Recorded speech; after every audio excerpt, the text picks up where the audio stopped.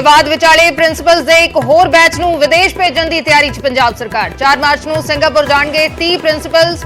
पहले बैच नूं लैके होया सी जबरदस्त बवाल। सरकार ने अजे तक नहीं दिता गवर्नर नूं जवाब।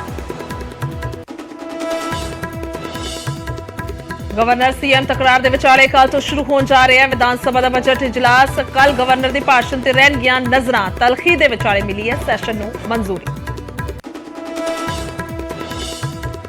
थोड़ी देर च 5 सूबियां दे पुलिस मुखियां दी अहम मीटिंग। पंजाब, हिमाचल, चंडीगढ़ दे डीजीपी होणगे शामिल। जम्मू कश्मीर दे सीनियर पुलिस अफसर भी बनणगे हिस्सा। नारको टेरर दीआं चुनौतियां नूं लैके होएगी चर्चा। ਅੱਜ ਦੁਪਹਿਰ ਕੇਂਦਰੀ ਗ੍ਰਹਿ ਮੰਤਰੀ ਅਮਿਤ ਸ਼ਾਹ ਨੂੰ ਮਿਲਣਗੇ ਮੁੱਖ ਮੰਤਰੀ ਮਾਨ। ਸਰਹੱਦ ਪਾਰੋਂ ਡਰੋਨ ਦੇ ਨਾਲ ਹਥਿਆਰਾਂ ਤੇ ਨਸ਼ੇ ਦੀ ਤਸਕਰੀ ਦੇ ਮਾਮਲੇ ਨੂੰ ਲੈ ਕੇ ਹੋਵੇਗੀ ਚਰਚਾ। ਕੱਲ ਗਵਰਨਰ ਬਨਵਾਰੀ ਲਾਲ ਪੁਰੋਹਿਤ ਨੇ ਵੀ ਕੀਤੀ ਸੀ ਸ਼ਾਹ ਦੇ ਨਾਲ ਮੁਲਾਕਾਤ। ਸੁਖਬੀਰ ਸਿੰਘ ਬਾਦਲ ਨੇ ਮੁਹੱਲਾ ਕਲੀਨਿਕ ਅਤੇ ਸਕੂਲ ਆਫ ਐਮੀਨੈਂਸ ਨੂੰ ਲੈ ਕੇ ਸਾਧਿਆ ਨਿਸ਼ਾਨਾ। ਕਿਹਾ ਕਰੋੜਾਂ ਰੁਪਏ ਖਰਚਣ ਤੋਂ ਬਾਅਦ ਵੀ ਨਾ ਡਾਕਟਰ ਨਾ ਦਵਾਈ। ਸਰਕਾਰੀ ਸਕੂਲਾਂ ਦਾ ਵੀ ਇਹੀ ਹੋਣਾ ਹਾਲ। ਨਾਰਥ ਈਸਟ ਦੇ 3 ਸੂਬਿਆਂ ਦੇ ਵਿੱਚ ਵੋਟਾਂ ਦੀ ਗਿਣਤੀ ਦਾ ਕੰਮ ਜਾਰੀ। ਤ੍ਰਿਪੁਰਾ, ਨਾਗਾਲੈਂਡ ਦੇ ਵਿੱਚ ਬੀਜੇਪੀ ਗੱਠਜੋੜ ਨੂੰ ਲੀਡ, ਪਰ ਮੇਘਾਲਿਆ ਦੇ ਵਿੱਚ ਫਸਿਆ ਪੇਚ। ਚੋਣ ਕਮਿਸ਼ਨ ਦੀ ਨਿਯੁਕਤੀ ਨੂੰ ਲੈ ਕੇ ਸੁਪਰੀਮ ਕੋਰਟ ਦਾ ਵੱਡਾ ਫੈਸਲਾ। ਹੁਣ ਪੈਨਲ ਦੇ ਜ਼ਰੀਏ ਹੋਏਗੀ ਮੁੱਖ ਚੋਣ ਕਮਿਸ਼ਨਰ ਤੇ ਚੋਣ ਕਮਿਸ਼ਨਰਾਂ ਦੀ ਨਿਯੁਕਤੀ। ਪੈਨਲ ਦੇ ਵਿੱਚ ਪੀਐਮ, ਚੀਫ ਜਸਟਿਸ ਤੇ ਵਿਰੋਧੀ ਧਿਰ ਦੇ ਆਗੂ ਹੋਣਗੇ ਸ਼ਾਮਿਲ। ਨੌਜਵਾਨ ਦੀਆਂ ਉਂਗਲਾਂ ਕੱਟਣ ਦੇ ਮਾਮਲੇ 'ਚ ਮੋਹਾਲੀ ਪੁਲਿਸ ਨੇ 2 ਹੋਰ ਮੁਲਜ਼ਮ ਕੀਤੇ ਗ੍ਰਿਫਤਾਰ। ਦੋਹਾਂ ਦੇ ਕੋਲੋਂ ਨਾਜਾਇਜ਼ ਅਸਲਾ ਵੀ ਬਰਾਮਦ। ਭੂਪੀ ਰਾਣਾ ਗੈਂਗ ਦੇ ਐਸੋਸੀਏਟ ਦੱਸੇ ਜਾ ਰਹੇ ਨੇ ਦੋਵੇਂ ਮੁਲਜ਼ਮ।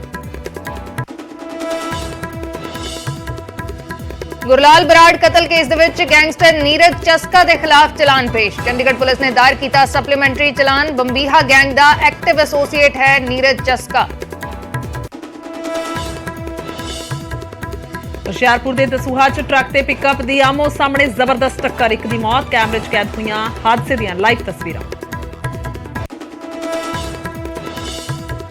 ਹੁਣ ਜੇਐਨਯੂ 'ਚ ਧਰਨਾ ਦੇਣ ਤੇ ਲੱਗੇਗਾ ਮੋਟਾ ਜੁਰਮਾਨਾ। ਜੇਐਨਯੂ ਮੈਨੇਜਮੈਂਟ ਨੇ ਲਾਗੂ ਕੀਤੇ ਨਵੇਂ ਨਿਯਮ। ਕੈਂਪਸ ਦੇ ਵਿੱਚ ਧਰਨਾ ਦੇਣ ਤੇ ਲੱਗੇਗਾ 20,000 ਤੱਕ ਦਾ ਜੁਰਮਾਨਾ। ਹਿੰਸਾ ਹੋਣ ਤੇ 30,000 ਜੁਰਮਾਨੇ ਸਣੇ ਰੱਦ ਹੋ ਸਕਦਾ ਹੈ ਦਾਖਲਾ। ਪੀਐਮ ਮੋਦੀ ਨੇ G20 ਦੇਸ਼ਾਂ ਦੇ ਵਿਦੇਸ਼ ਮੰਤਰੀਆਂ ਨੂੰ ਕੀਤਾ ਸੰਬੋਧਨ। ਸ਼ਾਮ ਨੂੰ G20 ਦੇ ਮਹਿਮਾਨਾਂ ਦੇ ਨਾਲ ਕਰਨਗੇ ਮੁਲਾਕਾਤ। ਇਸ ਵਾਰ ਭਾਰਤ ਕਰ ਰਿਹਾ ਹੈ G20 ਦੀ ਪ੍ਰਧਾਨਗੀ।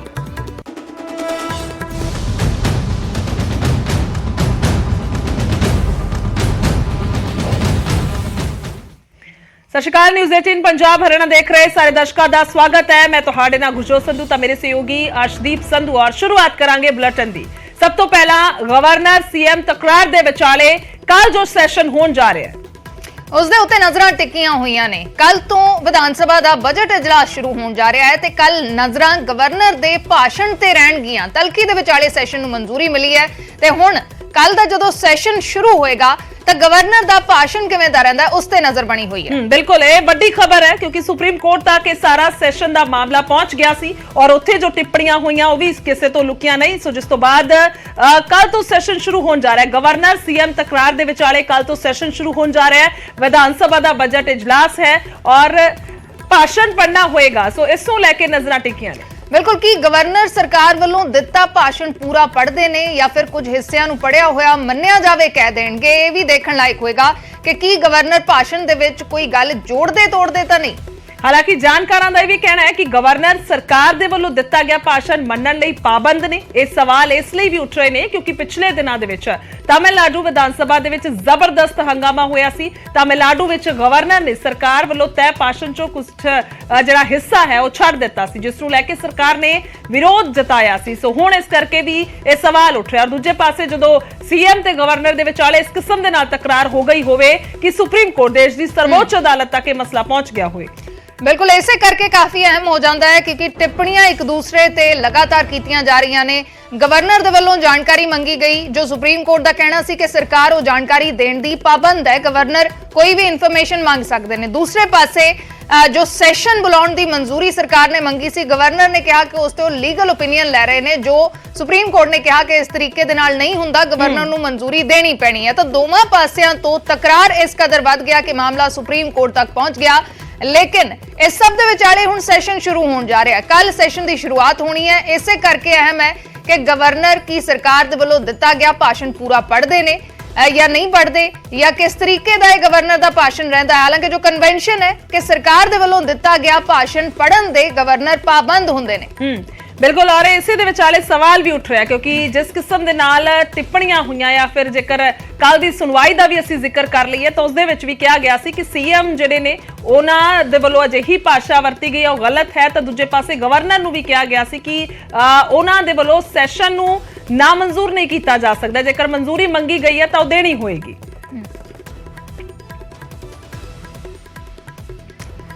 ਕੁਝ ਦਿਨ ਪਹਿਲਾਂ ਗਵਰਨਰ ਨਾਲ ਤਕਰਾਰ ਨੂੰ ਲੈ ਕੇ ਜਦੋਂ ਸੀਐਮ ਭਗਵੰਤ ਮਾਨ ਨੇ ਗੱਲ ਕੀਤੀ ਸੀ ਤਾਂ ਉਹਨਾਂ ਨੇ ਕਿਹਾ ਸੀ ਕਿ ਗਵਰਨਰ ਨੂੰ ਭਾਸ਼ਣ ਪੂਰਾ ਪੜ੍ਹਨਾ ਪਏਗਾ।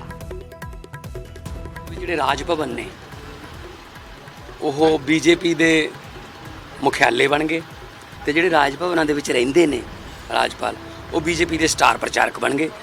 ਪੋਲੀਟੀਕਲ ਇੰਟਰਫੇਅਰ ਕਰਦੇ ਨੇ, ਪੋਲੀਟੀਕਲੀ ਇੰਟਰਫੇਰੈਂਸ ਉਹਨਾਂ ਦੀ ਜਿਹੜੀ ਹੈ ਉਹ ਕਿਤੇ ਵੀ ਬਰਦਾਸ਼ਤ ਨਹੀਂ ਹੋ ਸਕਦੀ।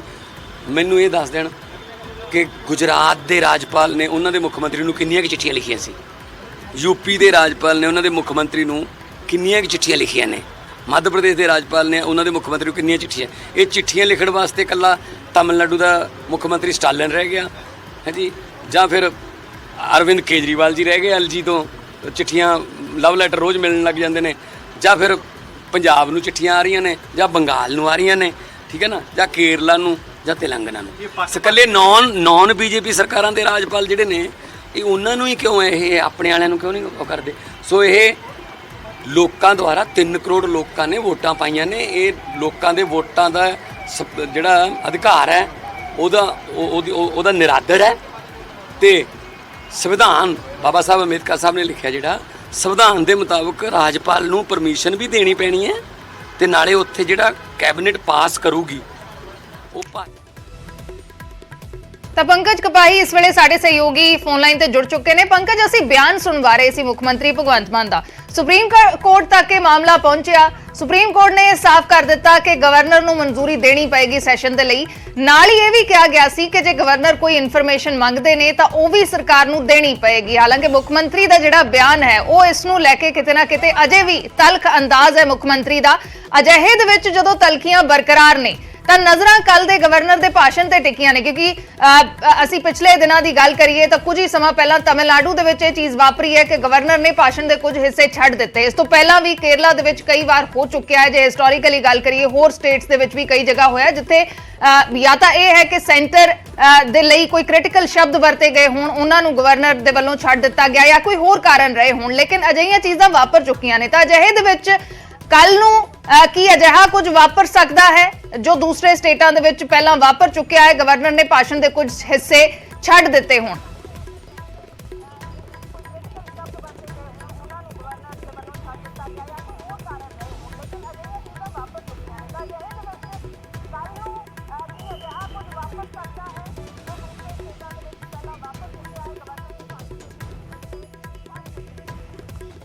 निश्चित तौर पर हर्ष, क्योंकि कल 10 बजे सैशन की शुरुआत होनी है और शुरुआत ਦੇ ਵਿੱਚ ਮਾਨनीय ਗਵਰਨਰ ਜਿਹੜੇ ਨੇ ਉਹਨਾਂ ਦੀ ਸਪੀਚ ਤੋਂ ਸ਼ੁਰੂਆਤ ਹੋਏਗੀ। ਅਮੂਮਨ ਇਹ ਹੁੰਦਾ ਹੈ ਕਿ ਸਰਕਾਰ ਵੱਲੋਂ ਦਿੱਤੀ ਗਈ ਸਪੀਚ ਜਿਹੜੀ ਹੈ ਉਹ ਰਾਜਪਾਲ ਵੱਲੋਂ ਪੜ੍ਹੀ ਜਾਂਦੀ ਹੈ। ਸਰਕਾਰ ਆਪਣੀਆਂ ਉਪਲਬਧੀਆਂ ਦੱਸਦੀ ਹੈ ਔਰ ਰਾਜਪਾਲ ਵੱਲੋਂ ਪੜ੍ਹਿਆ ਜਾਂਦਾ ਹੈ। ਉਸ ਤੋਂ ਬਾਅਦ ਇਸ ਦੇ ਉੱਤੇ ਚਰਚਾ ਕੀਤੀ ਜਾਂਦੀ ਹੈ। ਸੋਮਵਾਰ ਨੂੰ ਉਸ ਦੇ ਉੱਤੇ ਚਰਚਾ ਹੋਏਗੀ। ਲੇਕਿਨ ਜਿਸ ਤਰੀਕੇ ਦੇ ਨਾਲ ਤਲਖੀ ਵਧੀ ਹੈ ਮੁੱਖ ਮੰਤਰੀ ਅਤੇ ਰਾਜਪਾਲ ਦੇ ਵਿਚਾਲੇ, ਜਿਸ ਤਰੀਕੇ ਦੇ ਨਾਲ ਸੈਸ਼ਨ ਬੁਲਾਏ ਜਾਣ ਨੂੰ ਲੈ ਕੇ ਸੁਪਰੀਮ ਕੋਰਟ ਜਾਣਾ ਪਿਆ ਪੰਜਾਬ ਸਰਕਾਰ ਨੂੰ, ਤਾਂ ਇਸ ਵਿਚਾਲੇ ਸਵਾਲ ਇਹੀ ਹੈ ਕਿ ਕੀ ਇਨ ਬਿਨ ਉਸ ਸਪੀਚ ਨੂੰ ਪੜਿਆ ਜਾਏਗਾ ਜਾਂ ਫਿਰ ਉਸ ਦੇ ਵਿੱਚ ਕੋਈ ਹਿੱਸਾ ਛੱਡ ਦਿੱਤਾ ਜਾਏਗਾ। ਖਾਸ ਤੌਰ ਤੇ ਕਿਉਂਕਿ ਜਿਹੜੀ ਨਾਰਾਜ਼ਗੀ ਸੀਗੀ ਉਹ ਨਾਰਾਜ਼ਗੀ ਦੇ ਵਿੱਚ ਇੱਕ ਮੁੱਦਾ ਸੀਗਾ ਸਿੰਗਾਪੁਰ ਭੇਜੇ ਗਏ ਪ੍ਰਿੰਸੀਪਲ ਨੂੰ ਲੈ ਕੇ। ਸਰਕਾਰ ਆਪਣੀ ਉਪਲਬਧੀ ਗਿਣਾਏਗੀ, ਸਰਕਾਰ ਇਸ ਬਾਬਤ ਕਹੇਗੀ ਕਿ ਅਸੀਂ ਇੱਕ ਬੈਚ ਜਿਹੜਾ ਹੈ ਉਹ ਸਿੰਗਾਪੁਰ ਭੇਜਿਆ ਤਾਂ ਕਿ ਬੱਚਿਆਂ ਦਾ ਭਵਿੱਖ ਬਿਹਤਰ ਹੋ ਸਕੇ, ਪ੍ਰਿੰਸੀਪਲ ਬਿਹਤਰ ਤਰੀਕੇ ਦੇ ਨਾਲ ਪੰਜਾਬ ਆ ਕੇ ਪੜ੍ਹਾ ਸਕਣ। ਦੂਸਰਾ ਬੈਚ 4 ਮਾਰਚ ਨੂੰ ਜਾ ਰਿਹਾ ਹੈ। ਤਾਂ ਇਸ ਵਿਚਾਲੇ ਕੀ ਇਸ ਸਪੀਚ ਨੂੰ ਰਾਜਪਾਲ ਵੱਲੋਂ ਪੜ੍ਹਿਆ ਜਾਏਗਾ? ਕਿਉਂਕਿ ਰਾਜਪਾਲ ਤਾਂ ਇਸ ਦੇ ਪੈਮਾਨੇ ਨੂੰ ਲੈ ਕੇ ਕਹਿ ਰਹੇ ਨੇ ਕਿ ਸ਼ਿਕਾਇਤ ਆਈ ਉਹਨਾਂ ਦੇ ਕੋਲ ਕਿ ਸਹੀ ਤਰੀਕੇ ਦੇ ਨਾਲ ਜਿਹੜੀ ਸਿਲੈਕਸ਼ਨ ਨਹੀਂ ਹੋਈ, ਕਿੰਨਾ ਖਰਚਾ ਆਇਆ ਉਸ ਦਾ ਹਿਸਾਬ ਕਿਤਾਬ ਨਹੀਂ ਦਿੱਤਾ ਗਿਆ ਤਾਂ ਅਜਿਹੇ 'ਚ ਇਹ ਨਜ਼ਰਾਂ ਕੱਲ੍ਹ ਦੇ ਭਾਸ਼ਣ ਦੇ ਉੱਤੇ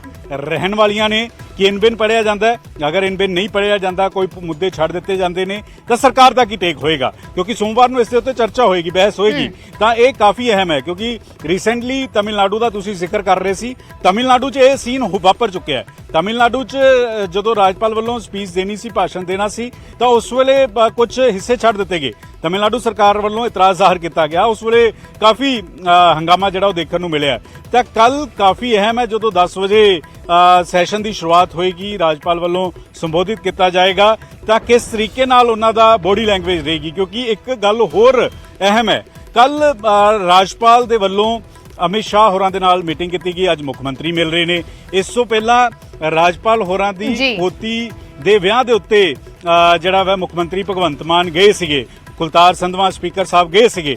ਤਾਂ ਕੀ ਰਿਸ਼ਤਿਆਂ ਦੇ ਵਿੱਚ ਜਿਹੜੀ ਕੜਵਾਹਟ ਸੀਗੀ ਉਹ ਘਟੀ ਨਜ਼ਰ ਆਏਗੀ, ਉਹ ਖਤਮ ਹੋਏਗੀ, ਜਾਂ ਫਿਰ ਕੱਲ ਇੱਕ ਨਵਾਂ ਜਿਹੜਾ ਇੱਕ ਇਸ ਪੂਰੇ ਮਸਲੇ ਦੇ ਉੱਤੇ ਜੋ ਪਿਛਲੇ ਦਿਨਾਂ 'ਚ ਅਸੀਂ ਤਕਰਾਰ ਦੇਖੀ ਹੈ ਕਿ ਉਹ ਸਿੰਗਾਪੁਰ ਦੇ ਵਿੱਚ ਭੇਜੇ ਗਏ ਪ੍ਰਿੰਸੀਪਲ ਨੂੰ ਲੈ ਕੇ ਹੋਏਗਾ, ਜਾਂ ਡਰੱਗਸ ਦੇ ਉੱਤੇ ਕਾਰਵਾਈ ਨੂੰ ਲੈ ਕੇ ਹੋਏਗਾ, ਜਾਂ ਇਹ ਸਾਰੇ ਮੁੱਦੇ ਜਿਹੜੇ ਰਹਿਣ ਵਾਲੇ ਨੇ। ਔਰ ਕੱਲ ਕਾਫੀ ਅਹਿਮ ਹੈ ਕਿ ਕਿਸ ਤਰੀਕੇ ਨਾਲ ਰਾਜਪਾਲ ਵੱਲੋਂ ਜਿਹੜਾ ਵਾ ਉਹ ਭਾਸ਼ਣ ਦਿੱਤਾ ਜਾਂਦਾ ਹੈ ਵਿਧਾਨ ਸਭਾ ਦੇ ਅੰਦਰ।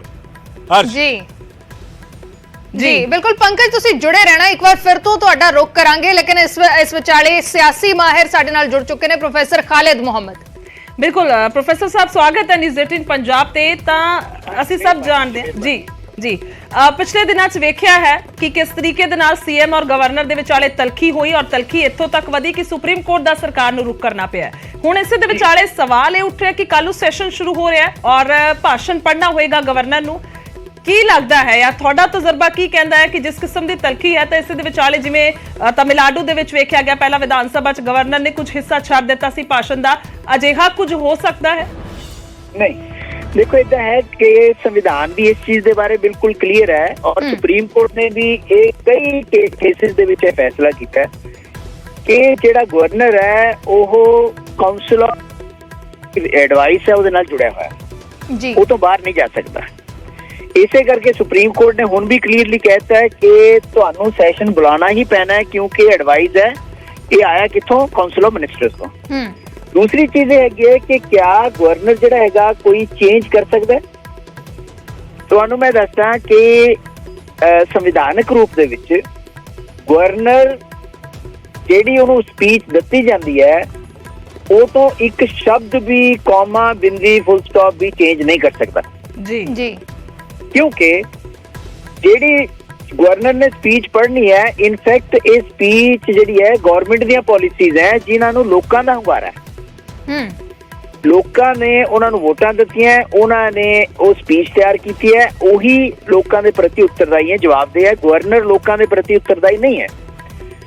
ਇਸ ਕਰਕੇ ਇੱਕ ਪਾਰਲੀਮੈਂਟਰੀ ਫਾਰਮ ਆਫ ਗਵਰਨਮੈਂਟ ਦੇ ਵਿੱਚ ਜਿਹੜੀ ਸੰਸਦੀ ਪ੍ਰਣਾਲੀ ਹੈ, ਜਿਵੇਂ ਕਿ ਆਪਣੇ ਦੇਸ਼ ਦੇ ਵਿੱਚ ਹੈ, ਜਿਹੜਾ ਹੈਡ ਆਫ ਦਾ ਸਟੇਟ ਹੁੰਦਾ ਉਹ ਨਾਮ ਮਾਤਰ ਮੁਖੀ ਹੁੰਦਾ, ਜਿਵੇਂ ਕਿ ਰਾਸ਼ਟਰਪਤੀ ਜਾਂ ਗਵਰਨਰ, और एक्चुअल शक्तियां का जिहड़ा संचालन है वो काउंसिल ऑफ मिनिस्टर करदी है या सीएम करदा है, जिवें कि ऊपर प्राइम मिनिस्टर ते काउंसिल ऑफ मिनिस्टर्स करदी है जी। इस करके जिस वेले तमिलनाडु दी तुसीं एग्जांपल दित्ती, तमिलनाडु दे विच अगर इस तरह होया, उन्हां ने इमीडिएटली वो भाषण पास किया जिहड़ा कि भाषण उन्हां ने गवर्नर नूं सौंपिया सीगा, ना कि वो पास किया जिहड़ा कि गवर्नर ने पढ़िया सीगा जी।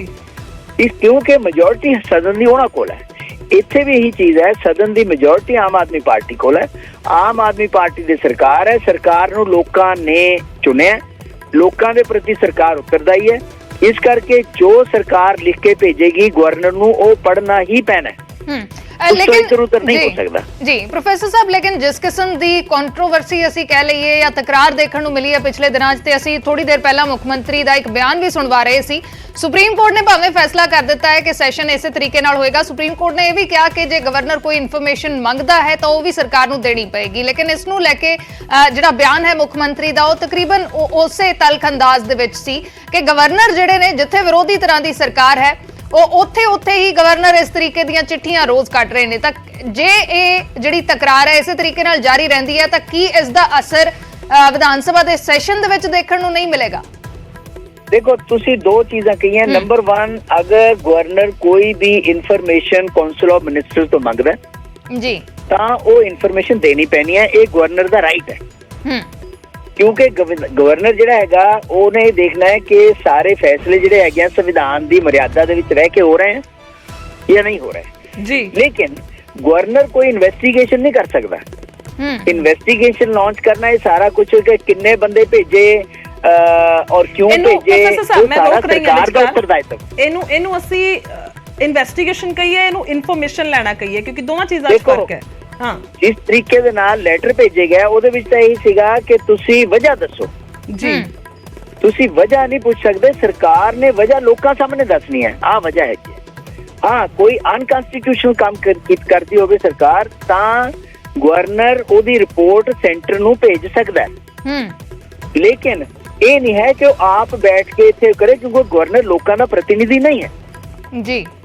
ਦੂਸਰੀ ਚੀਜ਼ ਜਿਹੜੀ ਹੈਗੀ ਹੈ, ਜਿਹੜੀ ਤੁਸੀਂ ਗੱਲ ਕੀਤੀ ਹੈ ਕਿ ਇਹਦੀ ਤਲਖੀ ਜਿਹੜੀ ਹੈਗੀ ਨਜ਼ਰ ਆਏਗੀ ਉਹਦੇ ਵਿੱਚ ਗਵਰਨਰ ਦਾ ਭਾਸ਼ਣ ਹੋ ਗਿਆ, ਉਸ ਤੋਂ ਬਾਅਦ ਭਾਸ਼ਣ ਦੇ ਉੱਪਰ ਬਹਿਸ ਹੋਣੀ ਹੈ, ਬਹਿਸ ਤੋਂ ਬਾਅਦ ਵੋਟਾਂ ਪੈਣੀਆਂ। ਉਹ ਵੋਟਾਂ ਤੁਹਾਨੂੰ ਪਤਾ ਹੈ ਕ੍ਰਾਸ ਦਾ ਪਾਰਟੀ ਲਾਈਨ ਹੁੰਦੀਆਂ, ਆਪੋਜੀਸ਼ਨ ਨੇ ਅਗੇਂਸਟ ਵੋਟਾਂ ਪਾਉਣੀਆਂ, ਰੂਲਿੰਗ ਪਾਰਟੀ ਨੇ ਹੱਕ 'ਚ ਵੋਟਾਂ ਪਾਉਣੀਆਂ, ਉਹਦੇ ਉੱਪਰ ਡਿਸਕਸ਼ਨ ਹੋਣੀ ਹੈ। ਉਹਦੇ 'ਚ ਗਵਰਨਰ ਦਾ ਕੁਝ ਲੈਣਾ ਦੇਣਾ ਨਹੀਂ ਹੈ। ਗਵਰਨਰ ਨੇ ਕੇਵਲ ਸਪੀਚ ਪੜ੍ਹਨੀ ਹੈ। ਉਹ ਸਪੀਚ ਸਰਕਾਰ ਦੀਆਂ ਨੀਤੀਆਂ ਔਰ ਸਰਕਾਰ ਦੀਆਂ ਨੀਤੀਆਂ ਤੋਂ ਇੱਧਰ ਉੱਧਰ ਗਵਰਨਰ ਨਹੀਂ ਹੋ ਸਕਦਾ। ਇਸ ਕਰਕੇ ਉਹ ਤਲਖੀ ਆਪੋਜੀਸ਼ਨ ਤੇ ਰੂਲਿੰਗ ਪਾਰਟੀ ਦੇ ਵਿੱਚ ਤਾਂ ਹੋ ਸਕਦੀ ਹੈ, ਲੇਕਿਨ ਗਵਰਨਰ ਤੇ ਰੂਲਿੰਗ ਪਾਰਟੀ ਦੇ ਵਿੱਚ ਤਲਖੀ ਜਿਹੜੀ ਹੈਗੀ ਹੈ ਉਹ ਇਹਦੇ ਵਿੱਚ ਨਜ਼ਰ ਆਉਣ ਦੀ ਸੰਭਾਵਨਾ ਘੱਟ ਹੈ। ਜੀ ਜੀ, ਚਲੋ ਸ਼ੁਕਰੀਆ ਪ੍ਰੋਫੈਸਰ ਸਾਹਿਬ ਸਾਡੇ ਨਾਲ ਜੁੜਨ ਦੇ ਲਈ। ਸਿਆਸੀ ਮਾਹਿਰ ਪ੍ਰੋਫੈਸਰ ਖਾਲਿਦ ਮੁਹੰਮਦ ਸਾਡੇ ਨਾਲ ਜੁੜੇ ਸੀ, ਜਿਨ੍ਹਾਂ ਨੇ ਸੰਵਿਧਾਨ ਕੀ ਕਹਿੰਦਾ ਹੈ ਇਸ ਨੂੰ ਲੈ ਕੇ ਕਾਫੀ ਕਲੀਅਰ ਕੀਤਾ ਹੈ ਕਿ ਗਵਰਨਰ ਜਿਹੜਾ ਭਾਸ਼ਣ ਹੈ, ਗਵਰਨਰ ਦਾ ਭਾਸ਼ਣ ਉਹ ਸਰਕਾਰ ਦੇ ਵੱਲੋਂ ਜਿਹੜਾ ਹੈ ਉਹ ਦਿੱਤਾ ਜਾਂਦਾ ਹੈ ਤੇ ਗਵਰਨਰ ਉਸੇ ਭਾਸ਼ਣ ਨੂੰ, ਉਸੇ ਐਡਰੈਸ ਨੂੰ ਅਸੀਂ ਕਹੀਏ ਕਿ ਬੋਲਣ ਦੇ ਲਈ ਪਾਬੰਦ ਹੈ ਤੇ ਉਹ ਇੱਕ ਵੀ ਸ਼ਬਦ, ਇੱਕ ਵੀ ਲਫ਼ਜ਼ ਇੱਧਰ ਉੱਧਰ ਨਹੀਂ ਕੀਤਾ ਜਾ ਸਕਦਾ। ਤਾਂ ਅਜਿਹੇ ਦੇ ਵਿਚਕਾਰ ਕੱਲ ਦਾ ਸੈਸ਼ਨ ਕਿਵੇਂ ਦਾ ਰਹਿੰਦਾ ਉਸ ਤੇ ਨਜ਼ਰਾਂ ਜ਼ਰੂਰ ਬਣੀਆਂ ਹੋਈਆਂ ਨੇ। ਬਿਲਕੁਲ, ਔਰ ਫੋਨ ਲਾਈਨ ਤੇ ਸਾਡੇ ਨਾਲ ਬੀਜੇਪੀ ਆਗੂ ਜੁੜ ਚੁੱਕੇ ਨੇ, ਹਰਜੀਤ ਗਰੇਵਾਲ ਜੋ ਪੰਜਾਬ ਨੂੰ ਪ੍ਰੈਜ਼ੈਂਟ ਕਰਦੇ ਨੇ। ਗਰੇਵਾਲ ਸਾਹਿਬ, ਸਵਾਲ ਹੁਣ ਜਾਂ ਕਹਿ ਲਈਏ ਕਿ ਚਰਚਾਵਾਂ ਹੁਣੇ ਉੱਠ ਗਈਆਂ ਨੇ ਗਵਰਨਰ ਔਰ ਸੀਐਮ ਦੀ ਤਲਖੀ ਦੇ ਵਿਚਾਲੇ ਕਿ ਕੱਲ ਨੂੰ ਸੈਸ਼ਨ ਸ਼ੁਰੂ ਹੋਣ ਜਾ ਰਿਹਾ ਹੈ ਔਰ ਕਿਵੇਂ ਇਹ ਸ਼ੁਰੂਆਤ ਹੋ ਰਹੀ ਹੈ ਸੈਸ਼ਨ ਦੀ, ਇਹ ਵੀ ਅਸੀਂ ਵੇਖਿਆ ਕਿ ਸੁਪਰੀਮ ਕੋਰਟ 'ਚ ਸੁਣਵਾਈ ਹੋਈ ਉਸ ਤੋਂ ਬਾਅਦ। ਤਾਂ ਇਸ ਦੇ ਵਿਚਾਲੇ ਸਵਾਲ ਹੈ ਕਿ ਜੋ ਸਪੀਚ ਦਿੱਤੀ ਜਾਣੀ ਹੈ, ਜੋ ਭਾਸ਼ਣ ਦਿੱਤਾ ਜਾਣਾ ਹੈ ਗਵਰਨਰ ਦੇ ਵੱਲੋਂ, ਕੀ ਉਹ ਇਨ ਬਿਨ ਪੜਨਗੇ? ਔਰ ਜਦਕਿ ਸੀਐਮ ਕਹਿ ਰਹੇ ਹੁਣ ਕਿ ਉਹਨਾਂ ਨੂੰ ਹੁਣ ਇਨ ਬਿਨ ਪੜਨਾ ਹੀ ਹੋਏਗਾ, ਸੰਵਿਧਾਨ ਵੀ ਇਹੀ ਕਹਿੰਦਾ। ਇਸ ਤੋਂ ਪਹਿਲਾਂ ਅਸੀਂ ਚਰਚਾ ਵੀ ਕਰ ਰਹੇ ਸੀ ਕਿਉਂਕਿ ਤਮਿਲਨਾਡੂ 'ਚ ਪਿਛਲੇ ਦਿਨਾਂ 'ਚ ਦੇਖਿਆ ਗਿਆ ਕਿ ਵਿਧਾਨ ਸਭਾ 'ਚ ਕੁਝ ਹਿੱਸਾ ਛੱਡ ਦਿੱਤਾ ਸੀ ਗਵਰਨਰ ਨੇ। ਦੇਖੋ, ਗੱਲ ਇਹ ਹੈ ਕਿ ਭਾਸ਼ਣ ਤਾਂ ਜੋ ਸਰਕਾਰ ਦਿੰਦੀ ਹੈ, ਸਰਕਾਰ ਦੇ ਪ੍ਰਮੁੱਖ ਨੇ ਉਹ ਤਾਂ ਉਹਨਾਂ ਨੂੰ ਉਹੀ ਦੱਸਣਾ ਪੈਂਦਾ, ਪੜ੍ਹਨਾ ਪੈਂਦਾ। ਪਰ ਜੋ ਉਹਨਾਂ ਨੇ ਇਨਫੋਰਮੇਸ਼ਨ ਮੰਗੀ ਸੀ ਲੈਟਰ ਲਿਖ ਕੇ, ਉਹ ਨਹੀਂ ਦਿੱਤੀ ਗਈ, ਜਦੋਂ ਕਿ ਮਾਨਯੋਗ ਅਦਾਲਤ ਨੇ ਕਿਹਾ ਕਿ ਇਹ ਸੂਚਨਾ ਦੇਣਾ ਸਰਕਾਰ ਦਾ ਕਰਤੱਵ ਹੈਗਾ, ਡਿਊਟੀ ਹੈਗੀ ਹੈ। ਸਰਕਾਰ ਨੇ ਅਵਮਾਨਨਾ ਕੀਤੀ ਹੈ ਮਾਨਯੋਗ ਸੁਪਰੀਮ ਕੋਰਟ ਦੀ। ਇਹ ਨਹੀਂ ਹੋਣੀ ਚਾਹੀਦੀ ਔਰ ਇਹ ਹੰਕਾਰ ਨਹੀਂ ਹੋਣਾ ਚਾਹੀਦਾ। ਇਹ ਸੰਵਿਧਾਨਿਕ ਸੰਸਥਾਵਾਂ ਦਾ, ਸੰਵਿਧਾਨਿਕ ਪਦਾਂ ਤੇ ਬੈਠੇ ਹੋਏ ਵਿਅਕਤੀਆਂ ਦਾ ਔਰ ਸੰਵਿਧਾਨ ਦਾ ਇੱਕ ਤਰ੍ਹਾਂ ਨਾਲ ਲੋਕਤੰਤਰ ਦਾ ਅਪਮਾਨ ਆ, ਗਲਤ ਪਿਰਤਾਂ ਪਾਉਂਦੇ ਆ। ਇਹ ਆਮ ਆਦਮੀ ਪਾਰਟੀ ਨੂੰ ਥੋੜਾ ਸੋਚਣਾ ਚਾਹੀਦਾ। ਮੈਂ ਫਿਰ ਕਹਿਣਾ ਕਿ ਗਵਰਨਰ ਸਰਕਾਰ ਛੱਤੀਸਗੜ੍ਹ ਦੇ ਅੰਦਰ ਕਾਂਗਰਸ ਦੀ ਆ, ਉੱਥੇ ਗਵਰਨਰ ਦਾ ਔਰ ਸਰਕਾਰ ਦਾ ਕੋਈ ਝਗੜਾ ਨਹੀਂ। ਸਰਕਾਰ ਰਾਜਸਥਾਨ ਦੇ ਅੰਦਰ ਕਾਂਗਰਸ ਦੀ ਆ, ਉੱਥੇ ਵੀ ਗਵਰਨਰ ਦਾ ਔਰ ਸਰਕਾਰ ਦਾ ਕੋਈ ਝਗੜਾ ਨਹੀਂ। ਇਹ ਇੱਥੇ ਕਿਉਂ ਪੈ ਰਿਹਾ ਆਮ ਆਦਮੀ ਪਾਰਟੀ ਵਾਲੀ ਜਗ੍ਹਾ ਤੇ? ਇਸ ਕਰਕੇ ਇਹਨਾਂ ਦੀ ਐਰੋਗੈਂਸ ਆ ਔਰ ਇਹ ਜੋ ਇਨਫੋਰਮੇਸ਼ਨ ਦੇਣੀ ਚਾਹੀਦੀ ਆ ਉਹ ਵੀ ਨਹੀਂ ਦਿੰਦੇ। ਪ੍ਰਿੰਸੀਪਲ ਆ ਦੂਸਰਾ ਜਥਾ ਵੀ ਭੇਜਣਾ ਸ਼ੁਰੂ ਕਰਤਾ, ਭੇਜ ਦੇਣ, ਪਰ ਇਹ ਤਾਂ ਜਾਣਕਾਰੀ ਦੇਣ ਕਿ ਟ੍ਰਾਂਸਪੇਰੈਂਸੀ ਤਾਂ ਹੋਣੀ ਚਾਹੀਦੀ ਹੈ। ਗਵਰਨਰ ਸਾਹਿਬ ਨੇ ਪੁੱਛਿਆ ਕਿ ਤੁਹਾਡਾ ਤਰੀਕਾ ਕੀ ਹੈ ਸਿਲੈਕਸ਼ਨ ਦਾ, ਉਹ ਦੱਸਣਾ, ਉਹ ਦੱਸਿਆ। ਤੁਸੀਂ ਕਹਿ ਰਹੇ ਹੋ ਕਿ ਸੁਪਰੀਮ ਕੋਰਟ ਦੇ ਵੱਲੋਂ ਨਿਰਦੇਸ਼ ਦੇਣ ਤੋਂ ਬਾਅਦ ਵੀ ਜਾਣਕਾਰੀ ਨਹੀਂ ਦਿੱਤੀ ਜਾ ਰਹੀ, ਨਹੀਂ ਦਿੱਤੀ ਗਈ। ਇਹ ਅਵਮਾਨਨਾ ਹੈਗੀ ਆ ਸੁਪਰੀਮ ਕੋਰਟ ਦੀ ਤੇ ਮੈਂ ਸਮਝਦਾ ਕਿ ਇਹਦੇ ਲਈ ਜ਼ਰੂਰ ਸਰਕਾਰ ਦੋਸ਼ੀ ਹੈ ਔਰ ਮਾਨਯੋਗ ਅਦਾਲਤ ਦੇਖੇਗੀ ਕਿਸ ਤਰ੍ਹਾਂ ਕਰਨਾ ਉਹਨਾਂ ਨੇ। ਗਰੇਵਾਲ ਸਾਹਿਬ, ਥੋੜੀ ਦੇਰ ਪਹਿਲਾਂ ਸਾਡੇ ਨਾਲ ਸਿਆਸੀ ਮਾਹਰ ਜੁੜੇ ਸੀਗੇ ਪ੍ਰੋਫੈਸਰ ਖਾਲਿਦ, ਉਹਨਾਂ ਨੂੰ ਮੈਂ ਇਹ ਸਵਾਲ ਕੀਤਾ ਸੀ, ਜਿਵੇਂ ਤੁਸੀਂ ਜ਼ਿਕਰ ਕਰ ਰਹੇ ਹੋ ਕਿ ਇਨਫੋਰਮੇਸ਼ਨ ਮੰਗੀ ਹੈ ਗਵਰਨਰ ਨੇ, ਉਹ ਕਹਿ ਰਹੇ ਸੀ ਕਿ ਉਸ ਦੇ ਵਿੱਚ ਵਜ੍ਹਾ ਲਿਖਿਆ ਹੈ ਕਿ ਵਜ੍ਹਾ ਦੱਸੀ ਜਾਵੇ, ਤਾਂ ਇਹ ਇਨਵੈਸਟੀਗੇਸ਼ਨ ਹੈ ਤਾਂ ਇਸ ਤਰੀਕੇ ਦੇ ਨਾਲ ਨਹੀਂ ਕੀਤੀ ਜਾ ਸਕਦੀ। ਹਾਂ, ਜੇ ਕੋਈ ਕੰਮ ਸਰਕਾਰ ਗਲਤ ਕਰ ਰਹੀ ਹੈ ਤਾਂ ਫਿਰ ਸੈਂਟਰ ਨੂੰ ਲਿਖਿਆ ਜਾ ਸਕਦਾ ਹੈ, ਕੇਂਦਰ ਨੂੰ ਇਹ ਰਿਪੋਰਟ ਭੇਜੀ ਜਾ ਸਕਦੀ ਹੈ ਕਿ ਇਹ ਪੰਜਾਬ ਦੇ ਵਿੱਚ ਜਾਂ ਇਸ ਸੂਬੇ ਦੇ ਵਿੱਚ ਇਹ ਸਰਕਾਰ ਕੰਮ ਗਲਤ ਕਰ ਰਹੀ ਹੈ। नहीं इन्फॉर्मेशन मंगी सी ਉਹਨਾਂ ਨੇ ਕੋਈ ਇਨਵੈਸਟੀਗੇਸ਼ਨ ਨਹੀਂ, ਉਹਨਾਂ ਨੇ ਪੁੱਛਿਆ ਕਿ ਤੁਹਾਡਾ ਸਿਲੈਕਸ਼ਨ ਦਾ ਤਰੀਕਾ ਕੀ ਆ, ਇਹ ਪੁੱਛਿਆ ਸੀ ਤੇ ਉਹ ਦੱਸਣਾ ਹੈਗਾ ਕਿ ਟ੍ਰਾਂਸਪੇਰੈਂਸੀ ਰਹਿਣੀ ਚਾਹੀਦੀ ਹੈ ਸਰਕਾਰ ਦੇ ਕੰਮਾਂ 'ਚ, ਤੇ ਉਹ ਸਰਕਾਰ ਅੱਜ ਵੀ ਦੱਸਣ ਵਾਸਤੇ ਤਿਆਰ ਨਹੀਂ। ਦੂਸਰਾ ਜਥਾ ਵੀ ਭੇਜ ਰਹੀ ਹੈ, ਇਹਨਾਂ ਦਾ ਦੂਸਰਾ ਗਰੁੱਪ ਵੀ ਜਾ ਰਿਹਾ ਪ੍ਰਿੰਸੀਪਲਸ ਦਾ, ਉਸ ਦੇ ਬਾਅਦ ਮਾਨਣਾ ਹੈਗੀ ਕੋਰਟ ਦੀ, ਅਦਾਲਤ ਦੀ, ਤੇ ਉਹ ਖਾਲਿਦ ਸਾਹਿਬ ਸਿਆਸੀ ਮਾਹਿਰ ਨੇ ਮੈਨੂੰ ਪਤਾ, ਪਰ ਉਹਨਾਂ ਦੀ ਵਿਚਾਰਧਾਰਾ ਥੋੜੀ ਜੀ ਬੀਜੇਪੀ ਦੇ ਖਿਲਾਫ ਹੀ ਰਹਿੰਦੀ ਹੈ। ਸਿਆਸੀ ਮਾਹਿਰ ਨੇ, ਬਹੁਤ ਵਿਦਵਾਨ ਨੇ, ਮੈਂ ਰਿਸਪੈਕਟ ਕਰਦਾ ਉਹਨਾਂ ਦੀ, ਪਰ ਉਹ ਸਾਡੀ ਪਾਰਟੀ ਦੇ ਹਮੇਸ਼ਾ ਖਿਲਾਫ ਹੀ ਚੱਲਦੇ ਆ। ਚਲੋ ਠੀਕ ਹੈ ਗਰੇਵਾਲ ਸਾਹਿਬ, ਸ਼ੁਕਰੀਆ ਗੱਲਬਾਤ ਲਈ, ਧੰਨਵਾਦ ਹੈ। ਤਾਂ ਗਵਰਨਰ ਦੇ ਭਾਸ਼ਣ ਤੇ ਨਜ਼ਰਾਂ ਰਹਿਣਗੀਆਂ। ਹਾਲਾਂਕਿ ਹਰਜੀਤ ਗਰੇਵਾਲ ਕਹਿ ਰਹੇ ਨੇ ਕਿ ਗਵਰਨਰ ਪਾਬੰਦ ਨੇ, ਜਿਹੜਾ ਭਾਸ਼ਣ ਸਰਕਾਰ ਦੇ ਵੱਲੋਂ ਉਹਨਾਂ ਨੂੰ ਦਿੱਤਾ ਜਾਏਗਾ ਉਹੀ ਭਾਸ਼ਣ ਉਹਨਾਂ ਨੇ ਪੜ੍ਹਨਾ ਹੋਏਗਾ ਵਿਧਾਨ ਸਭਾ ਦੇ ਅੰਦਰ। ਲੇਕਿਨ ਜੋ ਤਲਖੀਆਂ ਨਜ਼ਰ ਆ ਰਹੀਆਂ ਨੇ ਉਸ ਦਾ ਕੀ ਕੋਈ ਅਸਰ ਨਜ਼ਰ ਆਵੇਗਾ, ਇਹ ਜ਼ਰੂਰ ਸਵਾਲ ਬਣਿਆ ਹੋਇਆ। ਨਜ਼ਰਾਂ ਗਵਰਨਰ ਦੇ ਭਾਸ਼ਣ ਤੇ ਰਹਿਣਗੀਆਂ। ਕਈ ਅਜਿਹੇ ਮੌਕੇ ਆ ਚੁੱਕੇ ਨੇ ਵੱਖ-ਵੱਖ ਸੂਬਿਆਂ ਦੇ ਵਿੱਚ ਜਿੱਥੇ ਗਵਰਨਰ ਦੇ ਵੱਲੋਂ ਭਾਸ਼ਣ ਦੇ ਕੁਝ ਹਿੱਸੇ ਜਾਂ ਤਾਂ ਛੱਡ ਦਿੱਤੇ ਗਏ ਜਾਂ ਕੁਝ ਐਡ ਆਨ ਕੀਤਾ ਗਿਆ, ਜਾਂ ਉਸ ਭਾਸ਼ਣ ਦੇ ਵਿੱਚ ਕਈ ਚੀਜ਼ਾਂ ਨੇ ਜਿਹੜੀਆਂ ਉਸ ਨੂੰ ਸਕਿਪ ਕਰ ਦਿੱਤਾ ਗਿਆ, ਉਹਨਾਂ ਨੂੰ ਛੱਡ ਦਿੱਤਾ ਗਿਆ। ਤਾਂ ਅਜਿਹੇ ਦੇ ਵਿੱਚ ਨਜ਼ਰਾਂ ਪੰਜਾਬ ਦੇ ਵਿੱਚ ਵੀ ਬਣੀਆਂ ਹੋਈਆਂ ਨੇ। ਕੱਲ ਸੈਸ਼ਨ ਸ਼ੁਰੂ ਹੋਣ ਜਾ ਰਿਹਾ ਹੈ, ਕੀ ਗਵਰਨਰ ਪੂਰਾ ਭਾਸ਼ਣ ਪੜ੍ਹਨਗੇ, ਇਸ ਤੇ ਨਜ਼ਰਾਂ ਬਣੀਆਂ ਹੋਈਆਂ ਨੇ। ਤਾਂ ਇਸੇ ਵਿਵਾਦ ਦੇ ਵਿਚਾਲੇ ਪ੍ਰਿੰਸੀਪਲਸ ਦੇ ਇੱਕ ਹੋਰ ਬੈਚ ਦੀ ਟ੍ਰੇਨਿੰਗ ਹੋਏਗੀ। 4 ਮਾਰਚ ਨੂੰ ਸਿੰਗਾਪੁਰ ਜਾਣਗੇ 30 ਪ੍ਰਿੰਸੀਪਲ। ਸਿੰਗਾਪੁਰ ਦੇ ਵਿੱਚ ਟ੍ਰੇਨਿੰਗ ਲਿੱਤੀ ਜਾਣੀ ਹੈ। ਪੰਜਾਬ ਦੇ ਪ੍ਰਿੰਸੀਪਲਸ ਦੇ ਵੱਲੋਂ ਪੜ੍ਹਾਈ ਦੀਆਂ ਆਧੁਨਿਕ ਤਕਨੀਕਾਂ ਦੀ ਟ੍ਰੇਨਿੰਗ ਲਈ ਜਾਏਗੀ ਔਰ 11 ਮਾਰਚ ਨੂੰ ਇਹਨਾਂ ਦੀ ਵਾਪਸੀ ਹੋਣੀ ਹੈ। ਤਾਂ ਪਹਿਲੇ ਬੈਚ ਨੂੰ ਲੈ ਕੇ ਜ਼ਬਰਦਸਤ ਬਵਾਲ ਵੇਖਣ ਨੂੰ ਮਿਲਿਆ ਸੀ। ਜੋ ਪਹਿਲਾ ਬੈਚ ਪ੍ਰਿੰਸੀਪਲਸ ਦਾ ਸਿੰਗਾਪੁਰ ਭੇਜਿਆ ਗਿਆ ਸੀ, ਉਸ ਨੂੰ ਲੈ ਕੇ ਗਵਰਨਰ ਨੇ ਸਰਕਾਰ ਤੋਂ ਸਵਾਲ ਪੁੱਛੇ ਸੀ ਕਿ ਟ੍ਰਾਂਸਪੇਰੈਂਟ ਤਰੀਕੇ ਦੇ ਨਾਲ ਉਹਨਾਂ ਦੀ ਚੋਣ ਨਹੀਂ ਹੋਈ ਹੈ, ਉਹਨਾਂ ਨੂੰ ਸ਼ਿਕਾਇਤਾਂ ਮਿਲੀਆਂ ਨੇ। ਤਾਂ ਉਹਨਾਂ ਨੇ ਇਸ ਨੂੰ ਟ੍ਰਾਂਸਪੇਰੈਂਸੀ ਦਾ ਹਵਾਲਾ ਦੇ ਕੇ ਸਰਕਾਰ ਤੋਂ ਜਾਣਕਾਰੀ ਮੰਗੀ ਸੀ ਤੇ ਸਰਕਾਰ ਨੇ ਅਜੇ ਤੱਕ ਗਵਰਨਰ ਨੂੰ ਜਵਾਬ ਨਹੀਂ ਦਿੱਤਾ। ਲੇਕਿਨ ਇਸ ਸਭ ਦੇ ਵਿਚਾਲੇ ਹੁਣ ਦੂਸਰਾ ਬੈਚ ਭੇਜਣ ਦੀ ਤਿਆਰੀ ਹੈ। ਤਾਂ ਹਰਜੋਤ ਬੈਂਸ ਸਿੱਖਿਆ ਮੰਤਰੀ ਦੇ ਵੱਲੋਂ ਟਵੀਟ ਕੀਤਾ ਗਿਆ ਹੈ, ਇਸ ਬਾਬਤ ਜਾਣਕਾਰੀ ਦਿੱਤੀ ਗਈ ਹੈ ਔਰ ਲਿਖਦੇ ਨੇ, ਸਾਡੇ ਮੁੱਖ ਮੰਤਰੀ ਭਗਵੰਤ ਮਾਨ ਜੀ ਦੇ ਵਿਜ਼ਨ ਦੇ ਮੁਤਾਬਿਕ ਪੰਜਾਬ ਦੀ ਸਕੂਲੀ ਸਿੱਖਿਆ ਨੂੰ ਵਿਸ਼ਵ ਪੱਧਰੀ ਬਣਾਉਣ ਦੇ ਲਈ ਅਸੀਂ ਸੂਬੇ ਦੇ 30 ਸਕੂਲਾਂ ਦੇ ਪ੍ਰਿੰਸੀਪਲਾਂ ਦੇ ਦੂਜੇ ਗਰੁੱਪ ਨੂੰ 4 ਮਾਰਚ ਤੋਂ 11 ਮਾਰਚ ਤੱਕ ਸਿੰਗਾਪੁਰ ਦੇ ਵਿਸ਼ਵ ਪ੍ਰਸਿੱਧ ਨੈਸ਼ਨਲ ਇੰਸਟੀਚਿਊਟ ਆਫ ਐਜੂਕੇਸ਼ਨ ਵਿੱਚ ਵਿਦੇਸ਼ੀ ਸਿਖਲਾਈ ਦੇ ਲਈ ਭੇਜ ਰਹੇ ਹਾਂ। ਤਾਂ ਇਹ ਇਨਫੋਰਮੇਸ਼ਨ ਦਿੱਤੀ ਹੈ, ਜਾਣਕਾਰੀ ਦਿੱਤੀ ਹੈ ਸਿੱਖਿਆ ਮੰਤਰੀ ਹਰਜੋਤ ਬੈਂਸ ਨੇ ਔਰ ਗਰੁੱਪ ਨੂੰ ਲੈ ਕੇ ਇਹ ਵੀ ਦੱਸਿਆ ਹੈ ਕਿ ਕਦੋਂ ਰਵਾਨਗੀ ਹੋਣੀ ਹੈ ਤੇ ਕਦੋਂ ਵਾਪਸੀ ਹੋਏਗੀ। ਬਿਲਕੁਲ, ਤਾਂ ਹੁਣ ਦੂਸਰਾ ਬੈਚ ਭੇਜਿਆ ਜਾ ਰਿਹਾ ਪ੍ਰਿੰਸੀਪਲਸ ਦਾ। ਹਾਲਾਂਕਿ ਗਵਰਨਰ ਨੇ ਪਹਿਲੇ ਬੈਚ ਨੂੰ ਲੈ ਕੇ ਸਵਾਲ ਚੱਕੇ ਸੀ ਕਿ ਕਿਵੇਂ ਇਹਨਾਂ ਦੀ ਚੋਣ ਹੋਈ, ਇਸ ਨੂੰ ਟ੍ਰਾਂਸਪੇਰੈਂਟ ਰੱਖਿਆ ਜਾਵੇ, ਲੇਕਿਨ ਸਰਕਾਰ ਨੇ ਉਸ ਤੇ ਅਜੇ ਤੱਕ ਜਵਾਬ ਨਹੀਂ ਦਿੱਤਾ ਤੇ ਸਭ ਦੇ ਵਿਚਾਲੇ ਦੂਸਰਾ ਬੈਚ ਹੁਣ ਭੇਜਿਆ ਜਾ ਰਿਹਾ ਹੈ।